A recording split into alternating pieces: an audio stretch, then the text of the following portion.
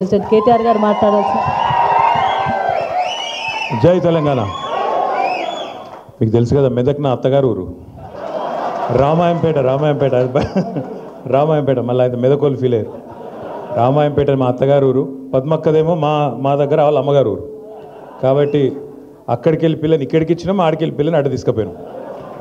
పేరు పేరున వేదికపై ఆసీనులైన పెద్దలు, మరి ఈరోజు ఈ కార్యక్రమానికి అధ్యక్షత వహిస్తున్న మా మెదక్ జిల్లా పార్టీ అధ్యక్షురాలు సోదరి శ్రీమతి పద్మా దేవేందర్ రెడ్డి గారు, గౌరవనీయులు పెద్దలు, మెదక్ జిల్లాలోనే కాదు రాష్ట్రంలోని ఏ మారుమూల ప్రాంతంలో ఏ సమస్య ఉన్నా అందరికంటే ముందు స్పందిస్తూ అందరికీ అండగా ఉండే గౌరవనీయులు పెద్దలు మాజీ మంత్రివర్యులు శ్రీ హరీష్ రావు గారు, గౌరవ పెద్దలు మాజీ శాసన మండలి సభ్యులు అన్న సేరి సుభాష్ రెడ్డి గారు, గౌరవ మాజీ శాసనసభ్యులు పట్లోల్ల శశిధర్ రెడ్డి గారు, గౌరవనీయులు సోదరులు, గతంలో మెదక్ డీసీసీ ప్రెసిడెంట్గా పనిచేస్తూ ఆనాడు ఎన్నికల సమయంలో మన పార్టీ గెలుపును కాంక్షించి మనతో పాటు కలిసి వచ్చిన సోదరులు శ్రీ కంటారెడ్డి తిరుపతి రెడ్డి గారు, పెద్దలు గౌరవనీయులు కేసీఆర్ గారు అక్కడ శాసనసభ్యుడిగా ఉన్నప్పటి నుంచి మా అందరికీ చిన్నప్పటి నుంచి జగపతి అంకులు అని పిలుచుకునే అలవాటు మా బట్టి జగపతి గారు, అదేవిధంగా మా తమ్ముడు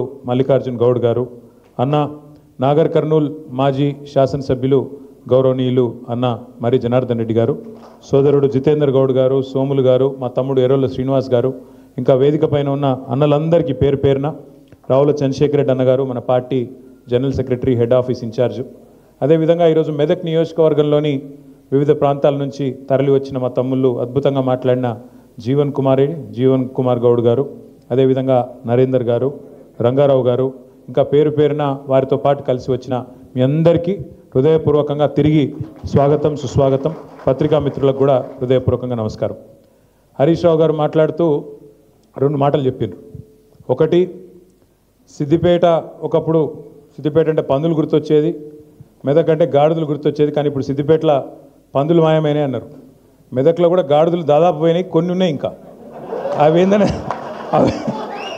అవేందనే చెప్పగాని ఉన్నాయి కొన్ని, వాటి సంగతి మీరు చూసుకోండి. ఇక ఎక్కువ చెప్పగాని వాటి సంగతి ఇవాళ మీరు వచ్చుడుతోని తప్పకుండా ఇక అవి ఎన్నున్నాయో గన్ని లెక్క పెట్టుకోండి, సందర్భం వచ్చినప్పుడు చూసుకోండి. రెండేనా? అయితే హరీష్ రావు గారు ఇంకొక మాట కూడా చెప్పిండ్రు. రేవంత్ రెడ్డి గారు అదేదో 10% 15% కటింగ్ పెడతా, తల్లిదండ్రులను చూసుకోకపోతే అంటుండు, కోత పెడతా అంటుండు. మరి రేవంత్ రెడ్డికి ఏం కోత పెట్టాలన్నారు?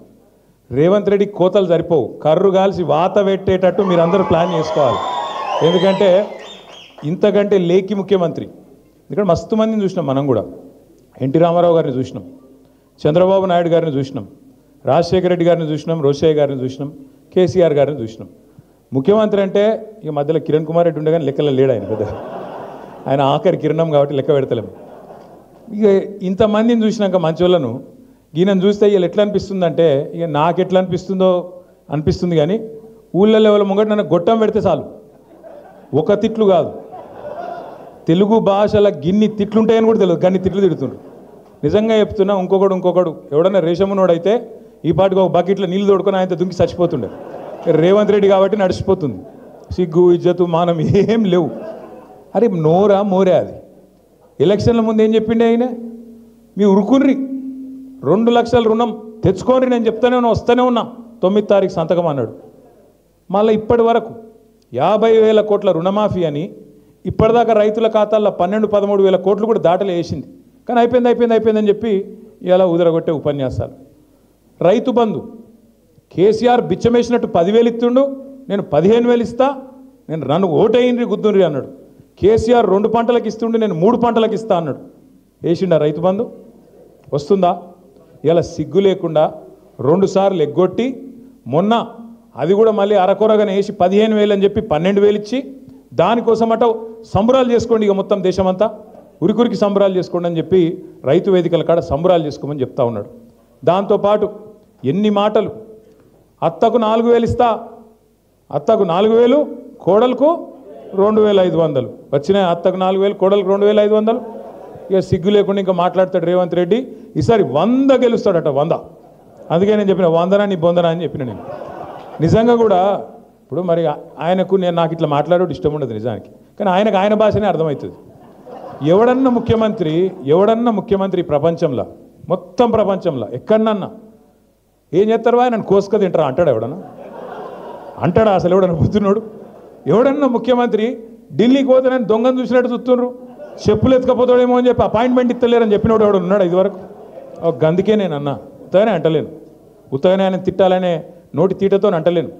ఎన్టీ రామారావుని చూసినాం, చంద్రబాబు నాయుడిని చూసినాం, రాజశేఖర రెడ్డిని చూసినాం, రోషయ్య గారిని చూసినాం, కేసీఆర్ గారిని చూసినాం, ఇలాగ ఈయన చూస్తాను.